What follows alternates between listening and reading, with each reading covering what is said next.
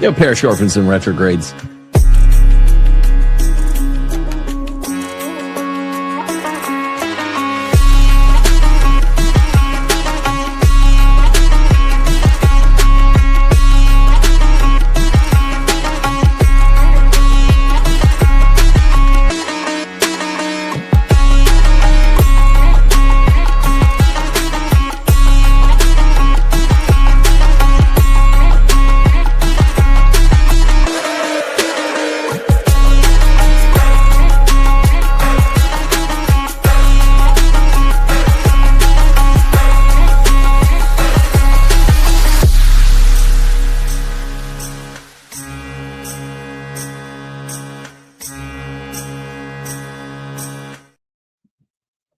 Yo, parish orphans and retrogrades.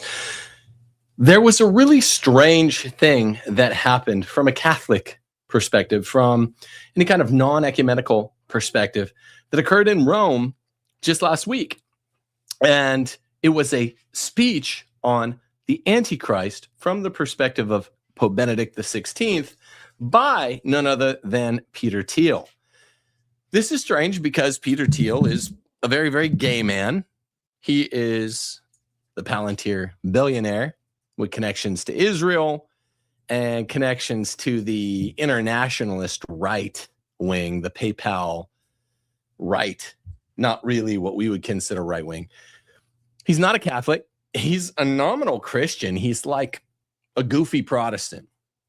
And, you know, the kind that believes you can be a gay married man. He got quote unquote married in 2017.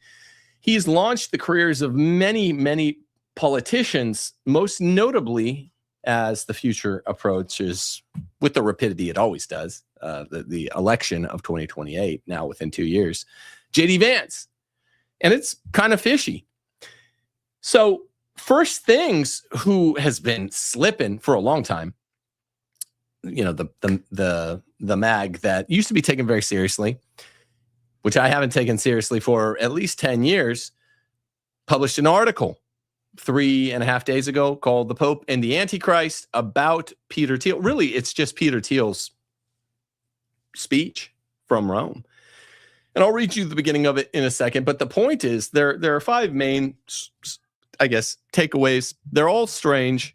In today's show, I'm going to say, here's what Peter Thiel seems to be prompting. But why Peter Thiel? That's what I'm going to focus on today. And I don't really have an answer, but it's a worthwhile question. This article was first sent to me. It was sent to me by many people, but by one of my friends. And he said, have a look at this. It's really interesting. And it is an interesting article. It's an interesting perspective on the Antichrist and the apocalypse by this gay Protestant billionaire. In tomorrow's show, we're going to do back-to-back 7 p.m. Tuesday, 7 p.m. Wednesday.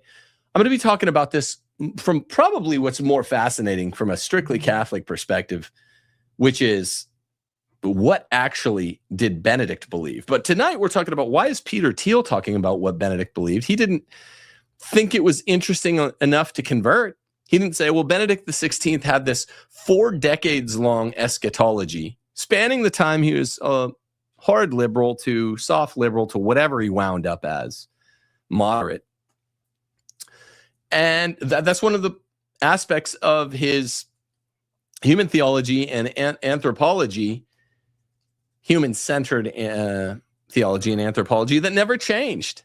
He was always sort of an eschatologist. And we're going to talk about why. But today I'm just focusing on, here are these 5 aspects of Peter Thiel's talk. Why Peter Thiel after aspect 1? Why Peter Thiel after aspect 2, 3, 4, 5? But tomorrow, together with Anthony Abate from Avoiding Babylon, we had a great phone talk about it today.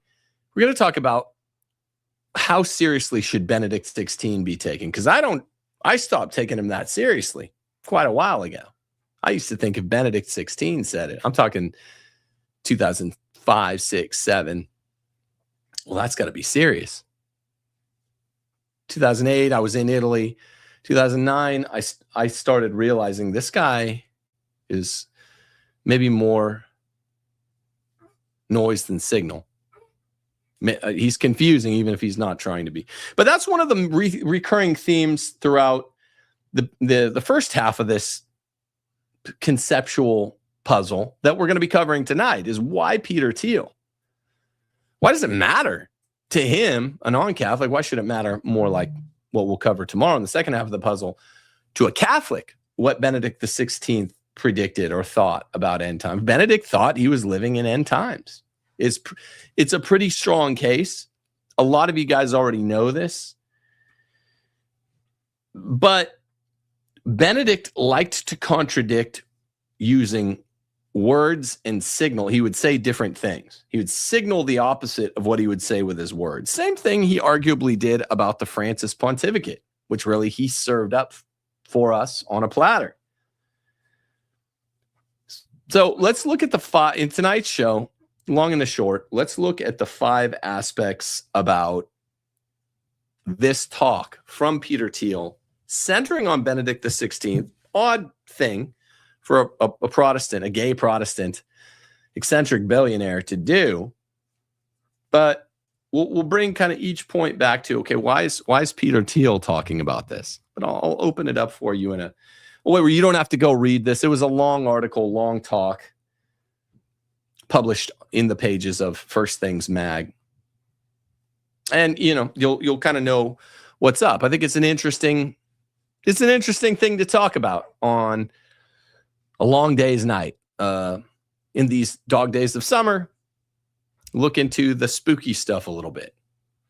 And why are non-Catholic billionaires troubling themselves over what Benedict the 16th said? I want to remind you that whether or not it's the end times, there are 2 ways that you can prepare your family for whatever's coming. It's not good, whatever it is.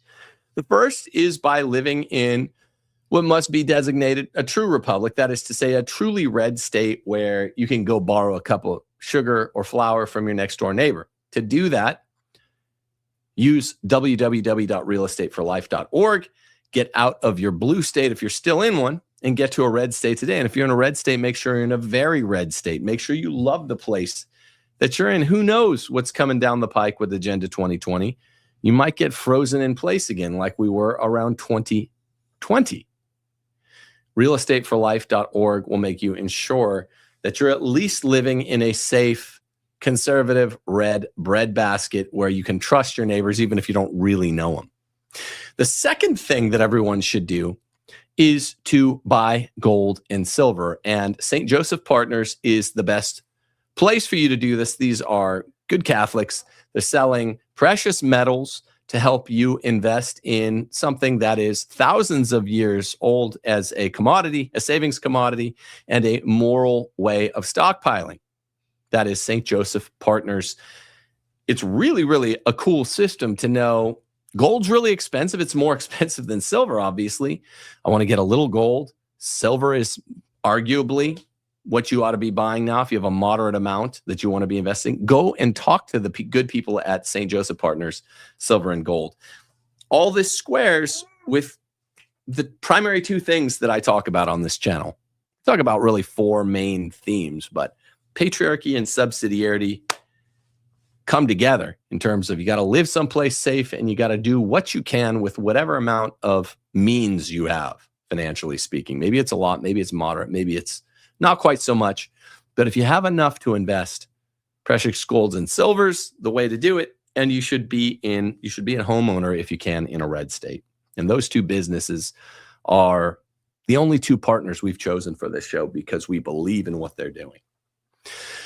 Thirdly, if you want to support the mission of this channel, like and subscribe to the channel, like the video, subscribe to the channel, leave a comment, all that. Support us on Locals, Rules for Retrogrades at Locals, because we're not on Patreon anymore because we got kicked off for sticking to the Catholic truth. But if you want those measures of supporting the channel, the best way to do it is to support our first book, Catholic Republic, which is being currently, as we speak, it's in the offing. We're making it into a major documentary film.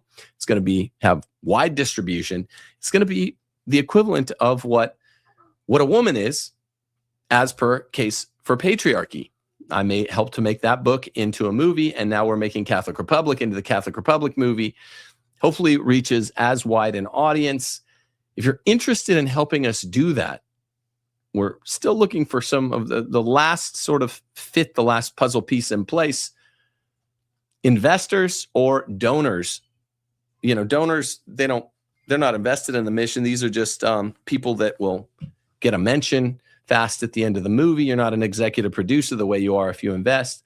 But if you have less than $1,000 and you want to help bring this thing to the screen, then we'll call you a donor and we'll throw your name up on the screen and we'll be forever grateful.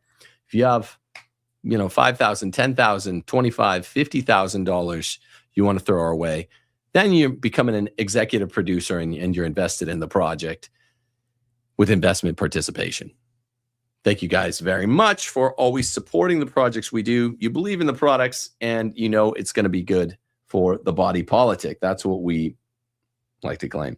Okay, so when we get back to Benedict, through the lens of Peter Thiel, I just want you to return to the question, like, why? Why is this guy presenting a talk in Rome about Benedict XVI? He knows a surprising amount.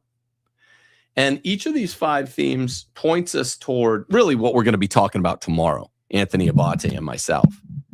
That's really where it's going. Okay, Peter Thiel, that's interesting. That's some guy that I've always suspected is kind of on the opposite team.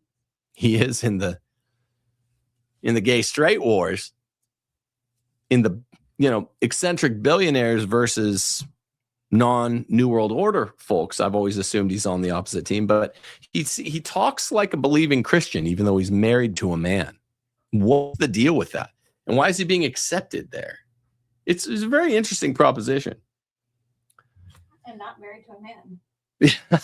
Yeah. And actually not married to a man. So let's look at these 5 themes. But first, I wanted to just read you the start of this article, the way it presents itself. I mean, I kind of think it's funny that First Things doesn't even feel like they have to attempt to justify the discomfiture between the character presenting this in Rome and the forum. But I mean, whatever. Let's look at it right now. Okay, so I have it on my phone. I have it on the screen right now for everybody. Yeah, thanks. Thank you. We will. Yeah, let me just look at it. It's called The Pope and the Antichrist. And it was published here on July the 15th. So this is Peter Thiel with a short intro before he just starts reading his talk. And he said, I recently lectured in Rome on the topic of the Antichrist. The Antichrist interests me, Peter Thiel, for several reasons, mostly because nobody else is talking about it. That's odd. I mean, that's an odd thing to say. Right? I mean, again, he's not Catholic. In Catholic circles, it's been a big talk. Fatima enthusiasts, trads talk about it with frequent occurrence. So I don't know what it's like in his neck of the woods, gay Protestant land, but we talk about it. He says, for most of Christian history, it would have seemed a clear sign of his impending arrival, the fact that no one's talking about it, his being the Antichrist. He cites 2 Peter chapter 3, verses 3 through 4. I expected that the church would ignore my talks. I'm not Catholic. I was not speaking publicly, and the topic seemed to me to lie far, far outside the Overton window. Now, that's strange. That's maybe just a Catholic Protestant cultural distinction that I wasn't aware of, but it's not outside the Overton window to talk about the Antichrist from our perspective. We'll get into this more tomorrow with Anthony. But he says, my expectation went unfulfilled because his talk became quite notorious. The goggle of paparazzi outside the notionally secret lecture venue suggested that my talks might not be as private as I had hoped. After the first of them, my staff informed me that the Italian press was taking considerable interest. One priest who had not attended the talk wondered publicly whether I should be burned at the stake for heresy, and he's saying like a political heresy against the liberal consensus. This tells you a lot about the circles that this guy travels in, right? He thinks this is all cutting edge to just give a talk on the Antichrist. Like, what? It's not that cutting edge. I mean, the content of the talk matters, certainly, but just to talk about the Antichrist, I didn't find it drop dead fascinating. I wasn't bored, though. I'll put it that way. I was surprised how much knowledge he had about Benedict XVI's eschatology. I'll say that throughout the whole thing. I don't think it was drop dead fascinating. That's, why do a show on it then? Well, because the whole configuration of circumstances is rather fascinating. But the topic qua eschatology, qua revelation, it's interesting. It's as interesting as a lot of people. I mean, this is why Anthony called me today, because a lot of people have studied this and they're like, this is a pretty interesting topic. Benedict XVI liked this topic. Cool. We can do that. We'll do that tomorrow. We're going to get into really the P's and the Q's of it tomorrow. But I think it becomes more interesting when you consider why is Peter Thiel going to Rome? He says it's not a public talk. It wasn't meant to be notorious. But why is he talking about this in the first place? After the first of them, my staff informed me that the Italian press was taking considerable interest. One priest who had not attended the talk, says that he should be burned as a heretic, but only a heretic as judging by the liberal consensus. I say this not as an exercise in self-aggrandizement or self-pity, but because it made me feel greater sympathy for Pope Benedict XVI. Allow me to explain. So we need some editing here. This thing was a long article, and you don't have to say stuff like "allow me to explain." You're the one writing here, guy. I did not come to Rome to try to be more Catholic than the Pope, but I did hope, even as a Protestant, to be more Catholic than the average Catholic. Well, you are a dude who is married to a dude, so it's a low bar. And thinks he's married to a dude. It's a low bar, and you're not going to clear it. To clear this bar, as I explained in my lectures, one need simply listen to Pope Benedict, not only when he spoke ex cathedra, but when he spoke sotto voce. Well, that means don't whisper. There's more distinctions, magisterially speaking, Peter, when we're talking about the levels of magisteria, but we get it. So you do have to listen to the Pope when he's telling us, from the office, he's using his ordinary papal magisterium to teach. But then he cites a whole lot of Joseph Ratzinger theology that is not sotto voce teaching, in the ordinary papal magisterium, that, you don't have to believe this eschatology stuff by Ratzinger.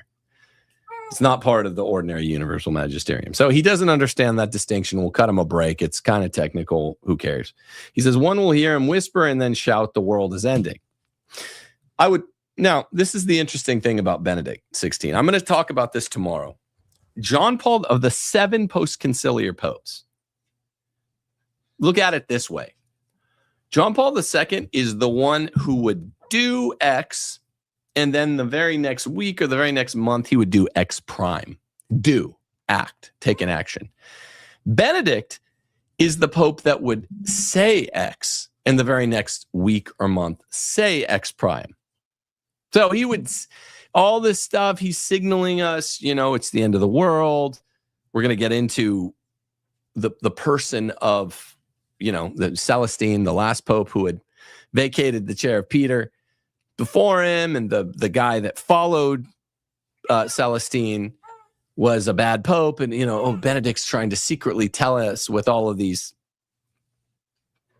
thumbtacks and strings and conspiracy theory smoke signals that he too thinks Francis is bad, because you have to be I wouldn't even say moderately observant, just mildly observant.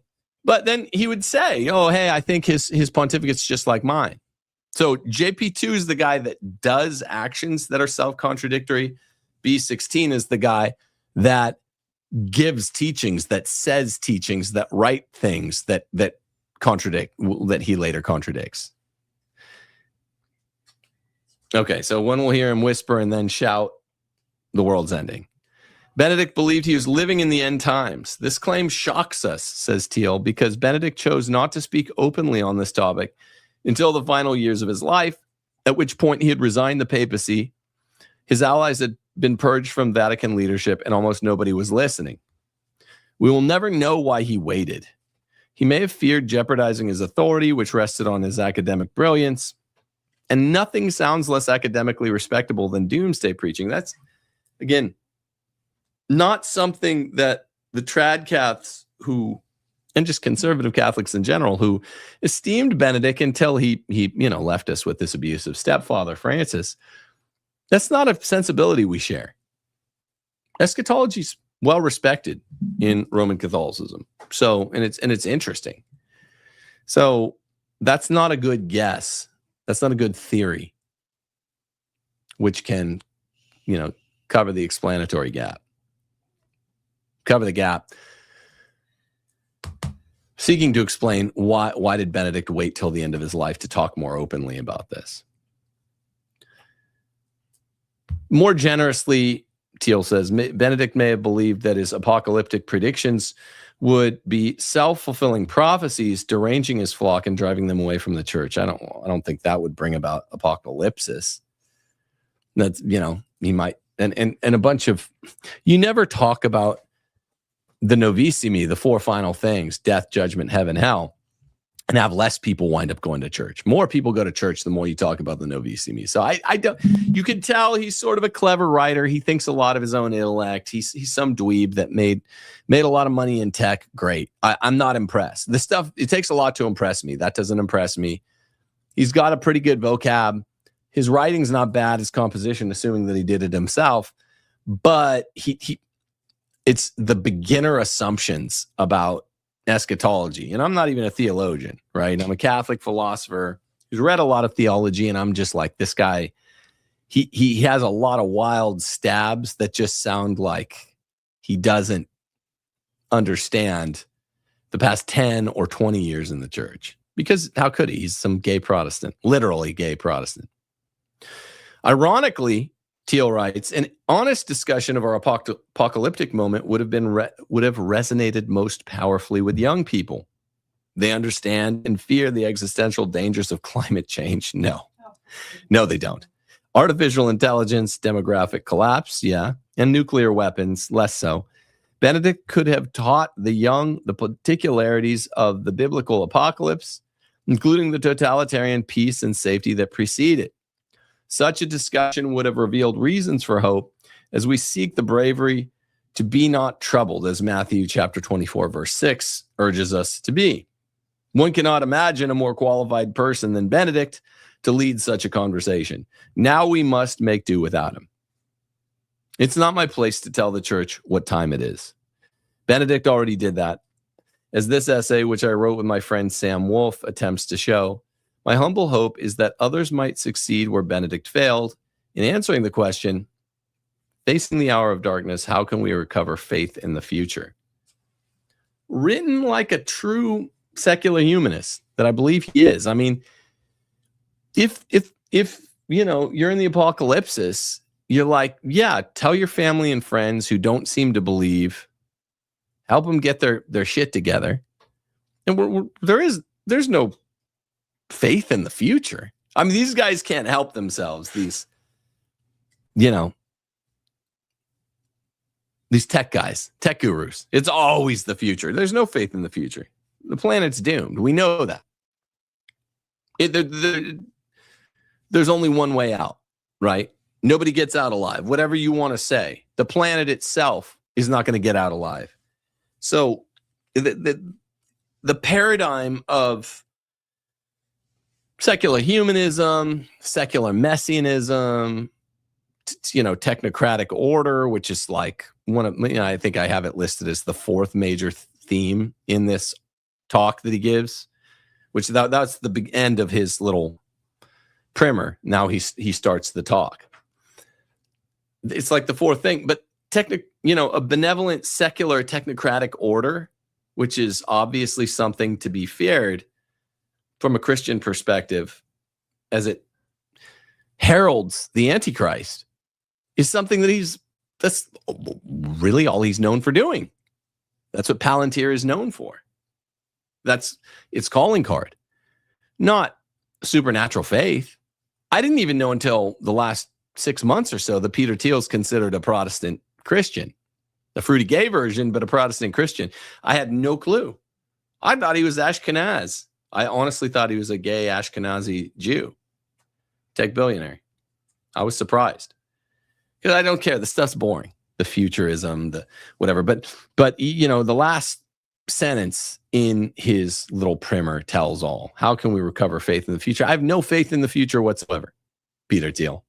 A Christian has no faith in the future. A Christian has faith, paradoxically, in the Novissimi. Death, judgment, heaven, hell. The four final things. I know I'll die. I know I'll be judged. And I know that I'll be confronted ultimately with either heaven or hell. Not both, but one. And that's what I have faith in, that I can, through the cross of Christ and the sacraments, get to heaven. I because of Jesus. But I don't have faith in the future. So he's really, really confused. I probably didn't have to tell you, parish orphans and retrogrades, that. He's really, really confused. He's a confused guy. He's a man who finds men attractive. What do you want me to say? But then he knows a lot about the young Joseph Ratzinger and his scholarly interests in Bonaventure, in Joachim de Fiore, in the influence that these texts even played on St. Augustine and others. So again, high IQ in one area doesn't translate to all other areas. He starts out in the actual talking about Ratzinger's 1957 Theology of History in St. Bonaventure, which was like a dissertation. It was a dissertation or postdoc. Okay, so let's run through the 5 themes. And before we go through the 5 themes, I do just want to tell you guys that we really do, from the chat, we really appreciate anybody that has $50 or $500 or $5,000 or $50,000 to help us make this Catholic Republic movie. Whatever extent it's possible to have faith in the near future. There's no hope in the long-term future. We know the world is set to perish in flame. We just want to get out of it in the favor of our Lord. But whatever hope there is for the immediate future, it's just to turn around the lead country in a world at this point, which started out good and has gone bad. That's what Catholic Republic is all about. So if you're interested in helping us, there are 2 ways. You can either be a donor or an investor, depending on the amount you have to play with. And we really do appreciate it. So thank you. All right. So there are 5 main themes in this talk that Peter Thiel gave early last week before. I'm forgetting. I didn't do the math. There's 4. So Benedict XVI, this is the first premise of the talk, believed the end times are coming. That seems to be pretty well established. And I'm going to talk a lot more about it tomorrow with Anthony Abate from Avoiding Babylon. Number 2 theme, his scholarship on Bonaventure, Joachim de Fiore, and the other eschatological pious opinions, so certain other ones that were popular in Germany in the 1960s, 70s, influenced Ratzinger deeply. And he wrote a lot about him privately, the way Peter Thiel said. Again, why is this so interesting to Peter Thiel? If you think, Ratzinger's so smart, why not become Catholic? If you don't think the Pope is like the whore of Babylon, why not become Catholic? I don't get it. The third theme in Peter Thiel's talk that he returns to a lot is warning of the Antichrist. That's an obvious one. If the end times are coming or already sort of upon us in a prefigurative, prefatory way, then obviously the main character in a negative way is the Antichrist. Fourthly, there's a scary peace that will beset the world, and it's a peace from wars, and it's also a peace of comfort that will be bestowed by a benevolent, secular, technocratic order. And I mean, of all people, this is the most interesting big theme for Peter Thiel to tee up, because this is kind of his thing. He's one of the guys. He's one of the guys behind the guys here. Except he means benevolent in a non-paradoxical way. He means benign, secular, technocratic order in a good way. We're just saying it seems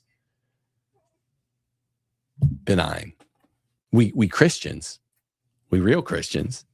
So that's the fourth theme. And the fifth theme is one that I found interesting that he saw fit to notice. It is something that marks Benedict everywhere he goes. His intellectual restraint. Too little, too late. And he's a smart guy, Benedict XVI, Joseph Cardinal Ratzinger. But he's always just man of caution.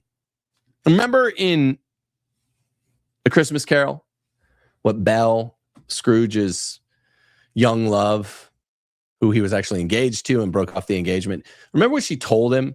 You're always the man of caution.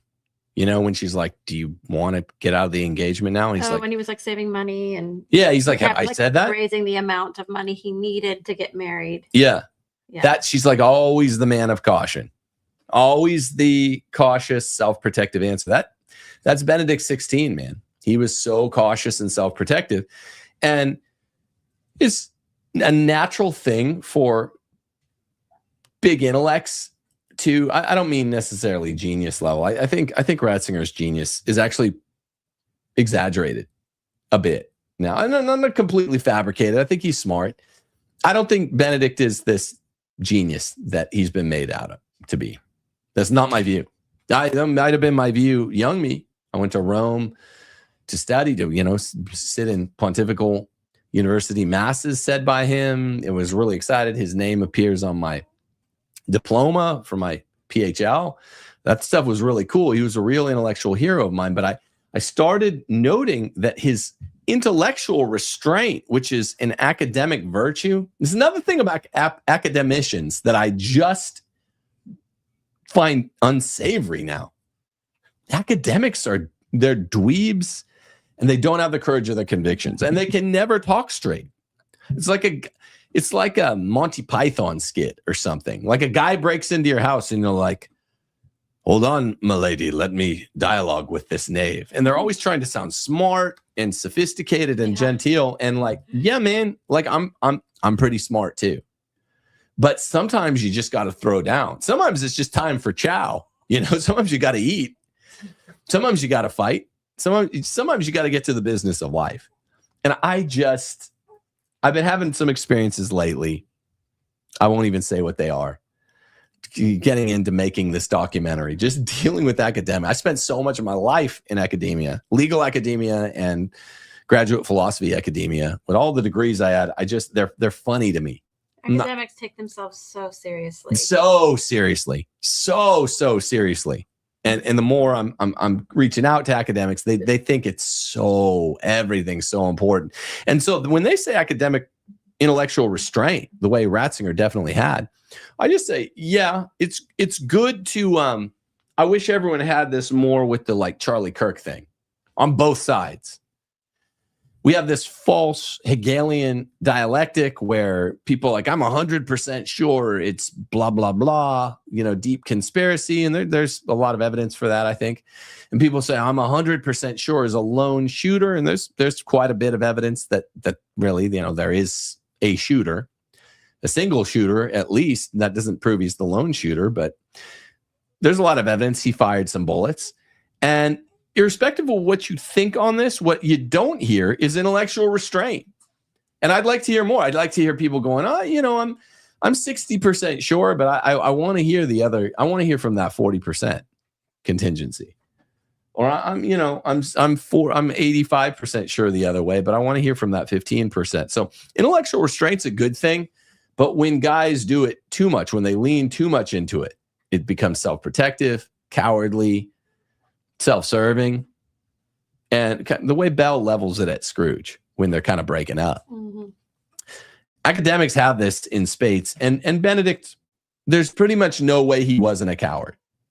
You know, people have fabricated, and this I'll talk about this more with Anthony tomorrow, but folks have fabricated these elegiac hagiographical theories by which he wasn't a coward. He didn't just flee the wolves of Rome, which, remember, that was the first thing he said. He said, pray for me. When he first became Pope, pray for me that I don't flee the wolves of Rome. Then he ends up doing it. That's how the pontificate ends, is him fleeing the wolves of Rome from that preliminary first papal prayer that he requested in his favor. He capitulated. So yes, I think Benedict's intellectual restraint is interesting. I think it's pretty fascinating, and it's fair to call him sort of a cowardly, self-protective man. Not a good look for any men. Self-protection's always ignoble, even in women. But coward outright, too much, distinction of degree, too much self-protection, it just becomes cowardice. And whether you're a patriarch, like a father of a home, or like a patriarch, like a Catholic priest, or the leader of Catholic priests, there is no place for too much restraint when it looks like you're a coward. I'm just saying. And there's really no way to save Benedict's legacy after how bad Francis was. Really, really condemned Benedict. And there's not like a 6D chess. Remember 2020, Trump really was president that whole time between 2020 and 2024. Remember those goons, the Q-tards?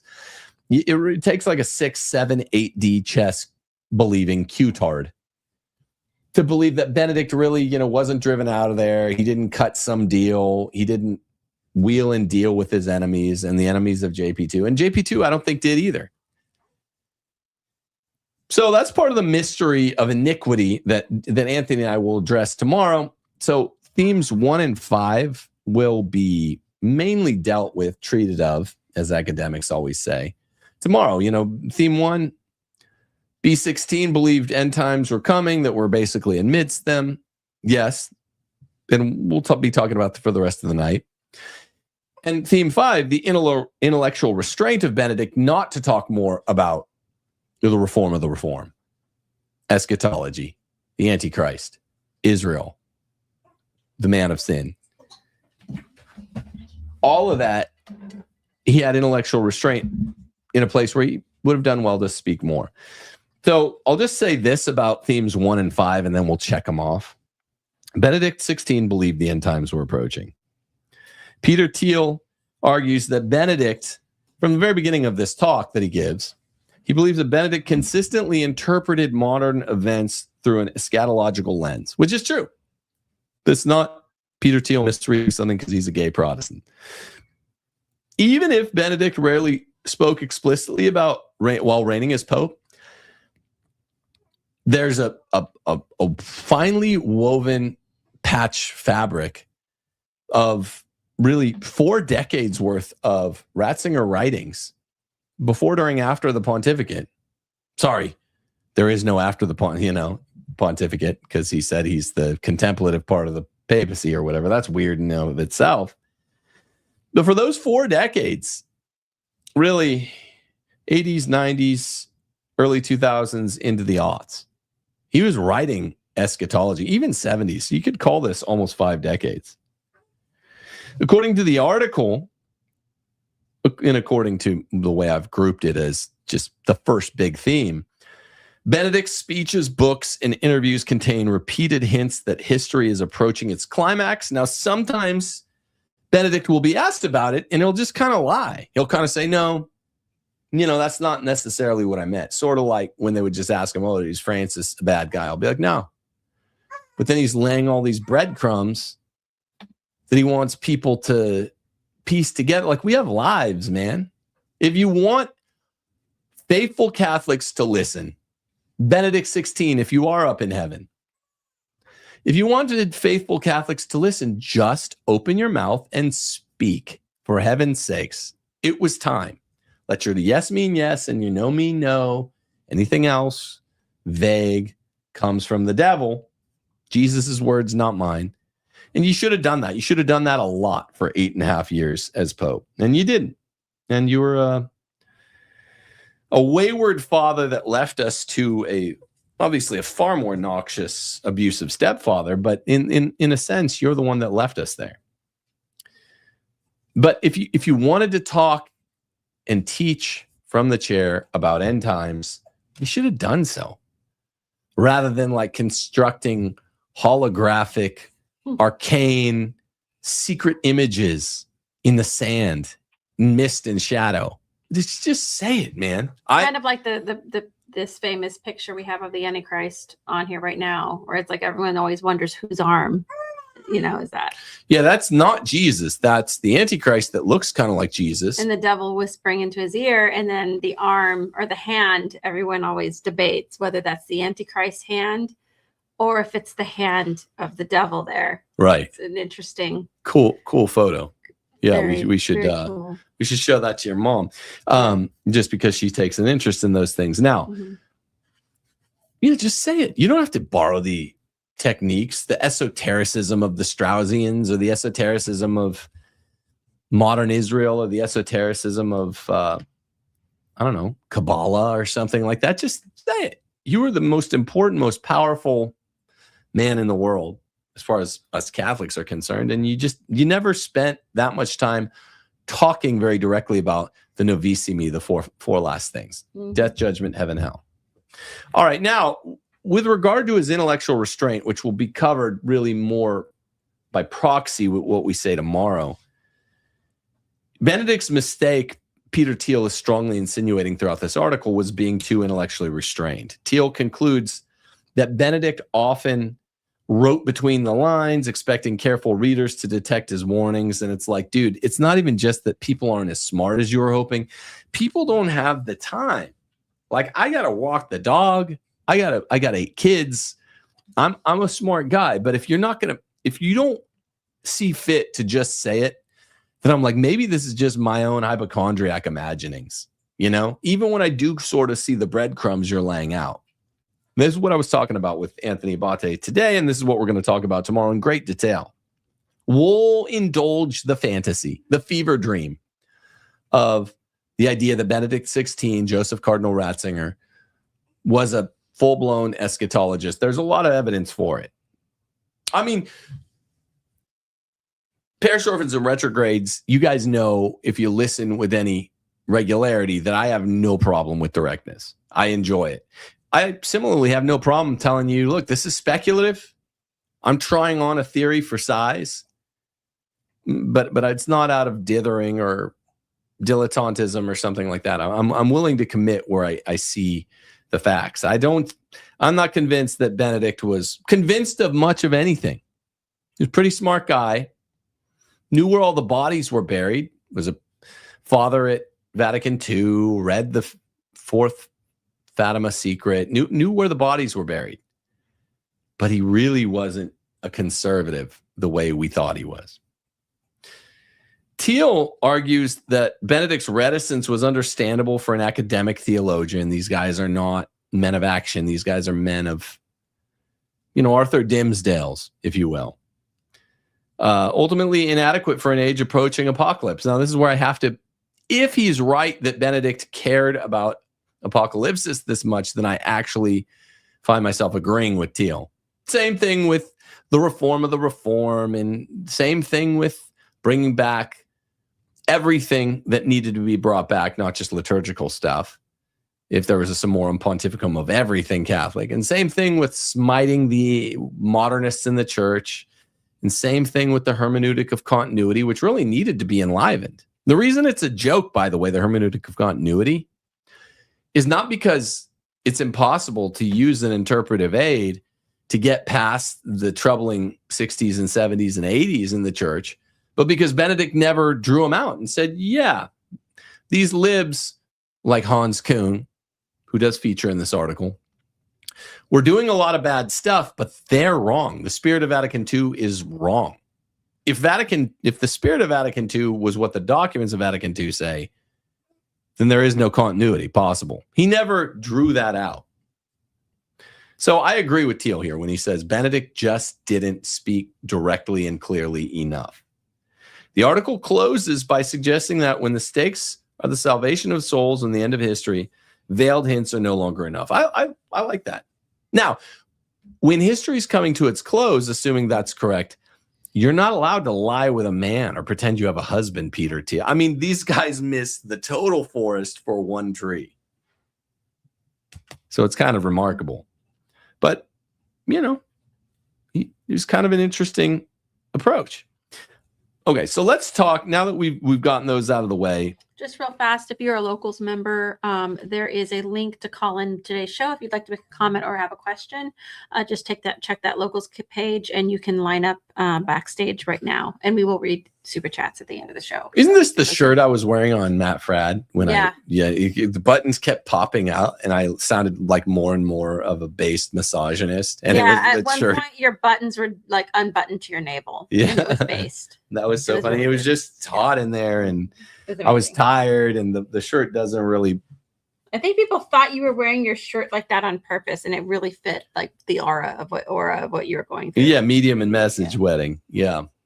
Anyway, yeah, that was 6 years ago, almost to the day oh wait, no, 7 years ago, because that was 2019, late July, right around your birthday. 7 years ago when I went out there, announced on Matt Fradd my whole program of patriarchy, and here's what I'm going to be working on the next few years. I'm working on this book. I'm going to work on a applied marital ethics book, and I'm going to debate Trent Horn. I laid all that out in this shirt, I think. And I looked like a perfect chauvinist because the buttons kept popping open. I just saw myself in the screen. I'm not looking at a monitor, by the way. That's a secret of the trade here. I'm looking at the camera. So when I have a guest, it looks like I'm looking at them, because usually most people have a monitor there, but I don't know what they look like. If you wear a shirt and you come on this show and you're like, oh, this is a funny little joke here, I'm like, I just look like I'm looking at you. Okay, so first theme and fifth theme we already covered. Benedict believed the end times were approaching, and Benedict didn't say enough about them. Those will be our points of arrival and our points of departure tomorrow for my chat with Anthony Abate, which is arguably more interesting second half of this. But okay, theme 2, theme 3, and theme 4 of Peter Thiel's talk in Rome, I want to deal with now. The theme 2 is Benedict's lifelong scholarship on Bonaventure, Joachim de Fiore, and the eschatology, which shaped his outlook. Is pretty interesting stuff. That's kind of the theme, is just Benedict's view on eschatology is pretty interesting. And that baby, all right? Yes. Yeah, she's good. The article traces this belief back to Ratzinger's academic work on St. Bonaventure. And I don't enjoy, I'm a philosopher. I like reading philosophical treatises that are abstract, that are difficult, but direct. I don't like less difficult stuff that's ethereal. And that's how I find reading a lot of theology, in all honesty. I've read one work fully by St. Bonaventure, but I didn't enjoy it. And I found my mind wandering, with mystical kind of stuff. This is not my temperament. It's not how my intellect, you got to talk to me like a philosophy or at least a logic professor, premises, and it can be really dense, and I can keep track of them and see which ones comport and all that. But I struggle with Bonaventure. People love, on the other hand, Bonaventure or Ratzinger's work on it. Thiel argues Benedict rejected both Joachim de Fiore, his date-setting certainty, because Joachim de Fiore was like positive, the world's going to end at this time. That stuff's always idiotic. It always sounds evangelical.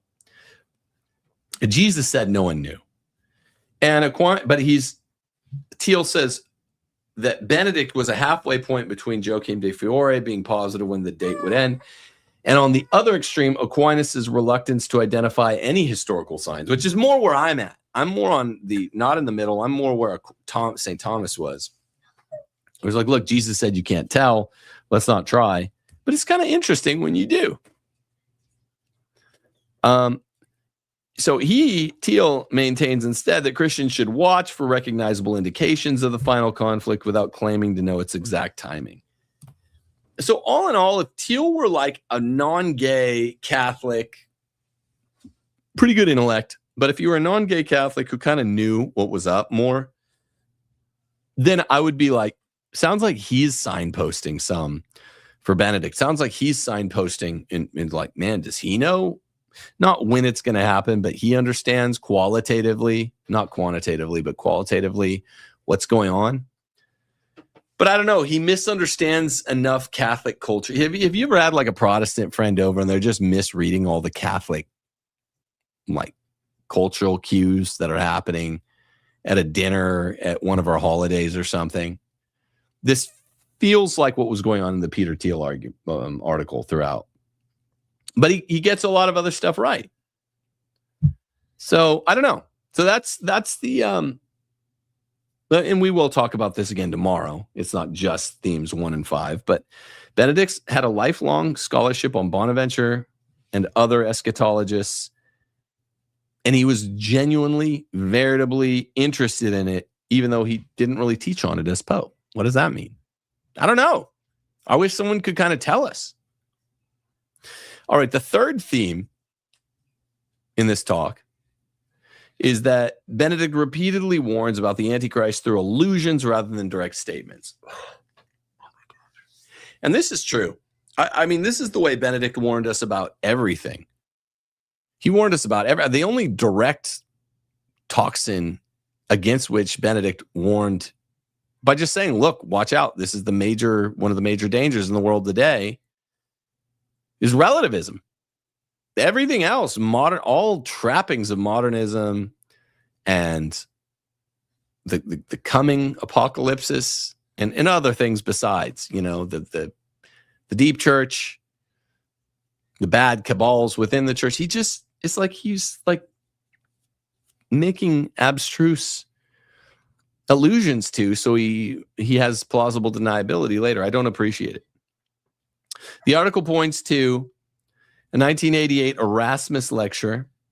Cardinal Beefy, who is the Cardinal Archbishop of Bologna, a historically important person, his 2007 Lenten retreat, Spe Salvi, remember that?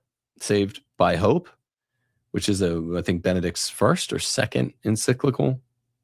Benedict's praise for Solovyov's History of the Antichrist. Solovyov's a very interesting cat. I like Solovyov a lot. Dostoevsky's friend and contemporary who actually arguably, because he believed that papas needed to call the arguing brothers to the table, he converted from Orthodoxy to Catholicism, we think. Also, Benedict has this set of allusions rather than the direct statements in his post-retirement interviews and letters. So Erasmus lecture in 1988, Cardinal Beefy's 2007 Lenten retreat, Spe Salvi, Benedict's praise for Solovyov, particularly History of the Antichrist, and then more and more explicitly, less implicitly in his post-retirement interviews and letters. Now, Peter Thiel, the gay Protestant who's giving us this talk, presenting it in Rome, Italy, claiming he's shocked that it was notorious and that it gained some attention. He argues Benedict increasingly spoke openly after resigning, including his remarks that modern society was developing an anti-Christian creed. Yeah, that's pretty obvious. And that the power of the Antichrist was expanding. Now, the only thing that I puzzle about here, I think that's generally true, by the way. I think Benedict was slightly less furtive, symbolic, slightly less cautious after he retired, or whatever you want to call it, in 2013 and wrote the contemplative part of the papacy from there in Rome.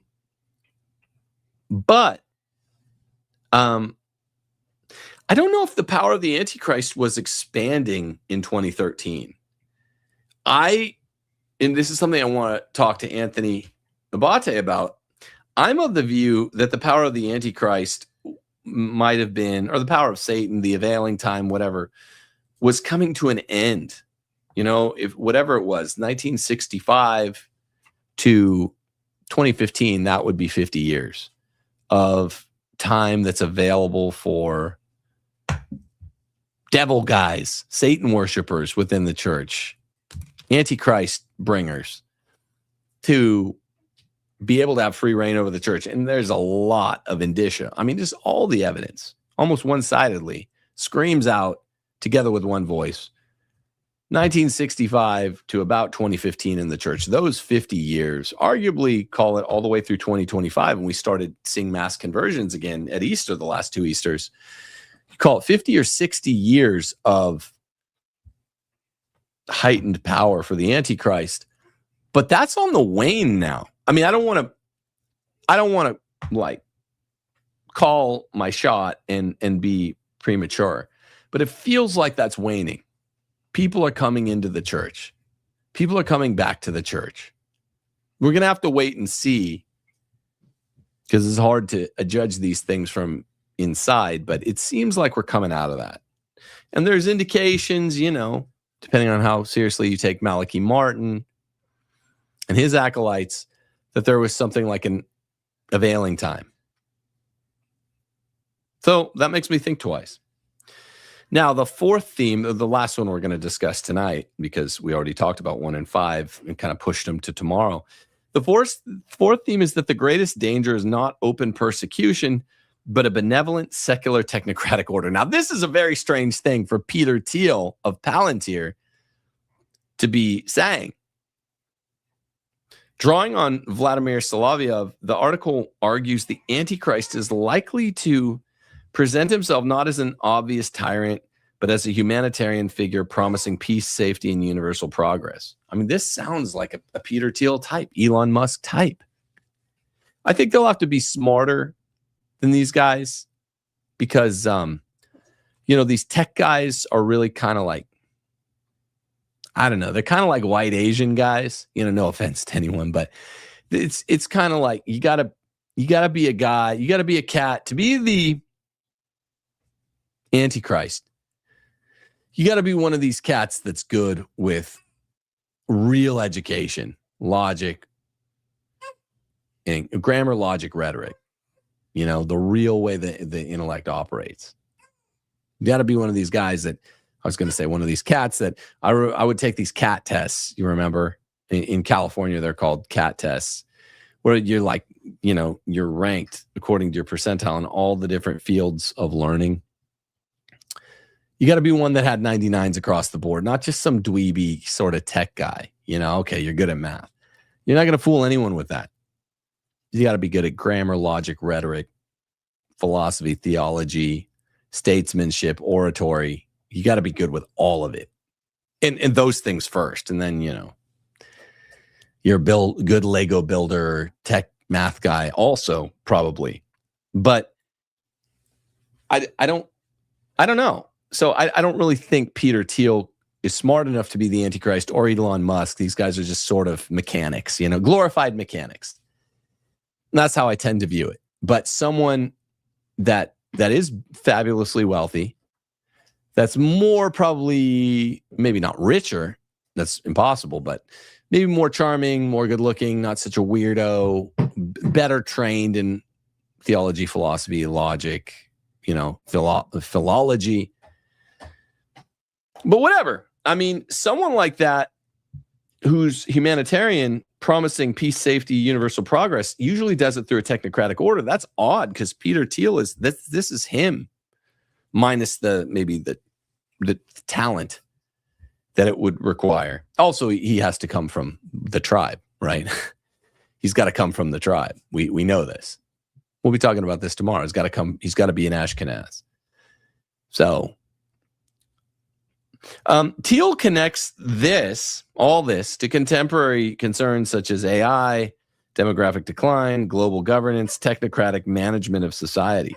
And I'm not sure what he's really saying, Thiel, because he talks like he's me or you, but I mean, he's Peter Thiel. Like, we're worried about him. So I don't know. I would say that One interesting aspect, Thiel's admiration of Benedict is quite selective. Here's the takeaway principles. Here's another takeaway principle. He's not arguing that he should become Catholic or that Catholicism is true.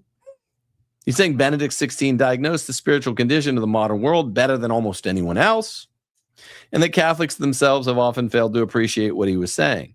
I think he's talking about normie Catholics. I don't think he really knows much about the workings of our ecclesiology or the workings of our laity. That allows Thiel, as a Protestant, to use Benedict as an authority while remaining outside the church. That's interesting, isn't it? Here's another takeaway. He's trying to speak to Catholics because of the church's influence. Here's another thing. He believes the issues he raises transcend denominational boundaries. He thinks he thinks he can do this. And he's being encouraged by the gay ecumenical church, First Things and all that. Yeah, let's hear what he has to say.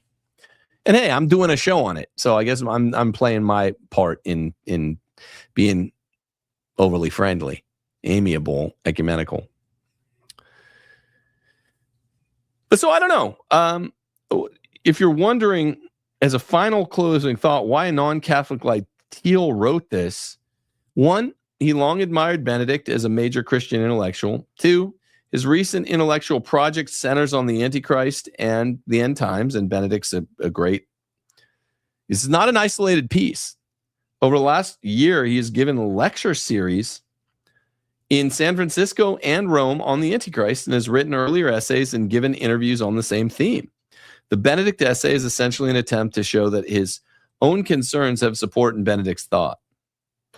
And he sees Benedict as an underappreciated guy, which it's definitely not true in Roman Catholicism. I think he arguably might be the opposite, an overappreciated guy. But he's trying to talk to Catholics because of the church's increasing influence in America and all that. So we'll see. Now, I want to get, I just don't know what to make of him. These tech billionaire guys are weirdos. But what really, I did my best to give you a little psychology on Peter Thiel. Why is he doing this? Why is he's written about this, given talks a lot in San Francisco and Rome. Interesting. He's got a lot of cognitive dissonance going on. All Protestants do. All gay dudes have tons of it, obviously. I'm worried about everyone going to heaven. Okay, you got to stop with the, you know what you're doing at night.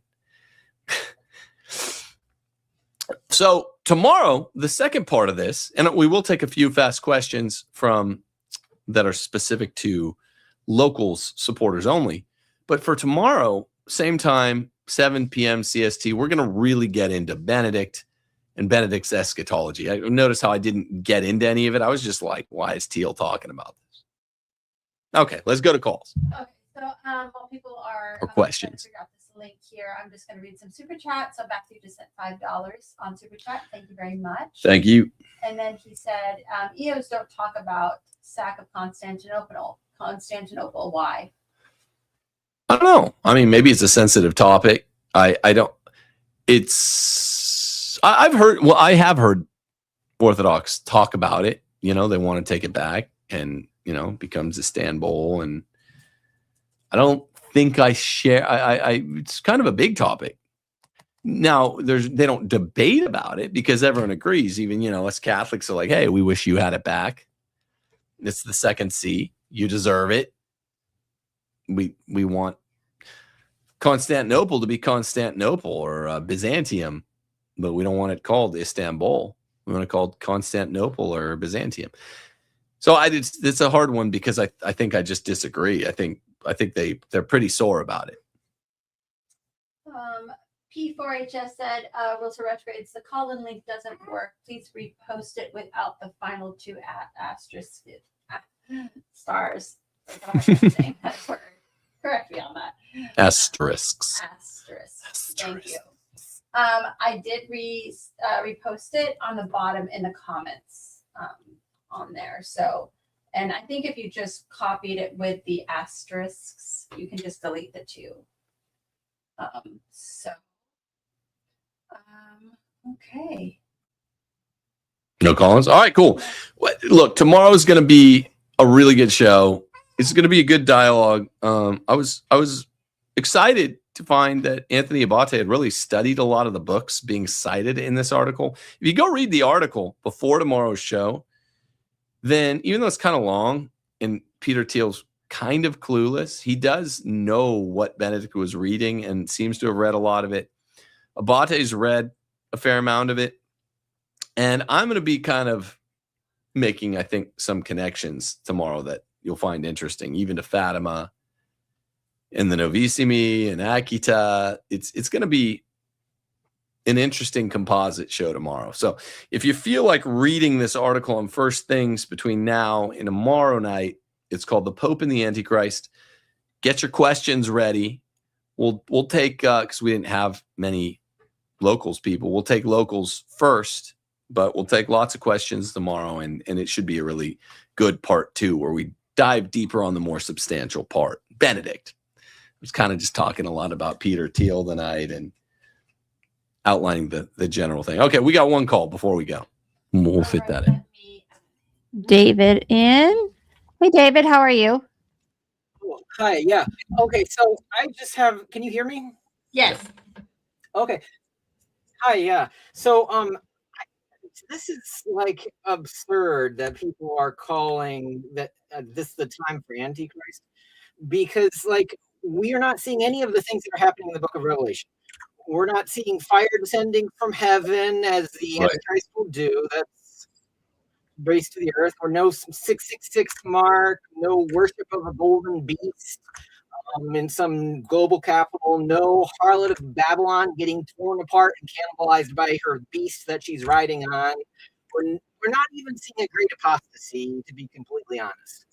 Well, hold on, maybe a great apostasy, but yeah, you to go with great apostasy, you'd see a lot of Jews converting, and that we're not seeing. I agree. Yeah. Jews converting en masse? No. Sorry, there's a lag and I can't quite hear you. But no, anyway, so this is a big problem that there is lots of people who just go for this stuff because they want the end of the world to rescue them. It's a Deus Ex Machina ending. So that's all I have to say. No, I think that's right. David. Thanks. Thank you very much. I appreciate your comment. Thanks so much, David. I'm very sympathetic to David's, and so is a guy like St. Thomas, to your view that it's almost a form of messianism, right? But not that apocalypsis is like a Deus Ex Machina. I agree. It's kind of like, oh, hey, I couldn't think of an ending for my story, so boom, the world just ends. That's kind of my Thomistic approach to it. It's like, well, things are weird now and worse in some ways. I don't agree with you that there's not a great apostasy from the prelacy in the church, but there's a lot of people coming in. The new evangelization's weird because JP2 says stuff like, hey, there's going to be a new evangelization. And really all that means is it's like lay Catholics bringing back tradition, bringing back the true. I don't mean tradition just like you go to the Latin Mass. I just mean lay Catholics are getting their family and friends to realize, no, the 70s, 80s, 90s was a super gay time in the church. That's not Catholic, really.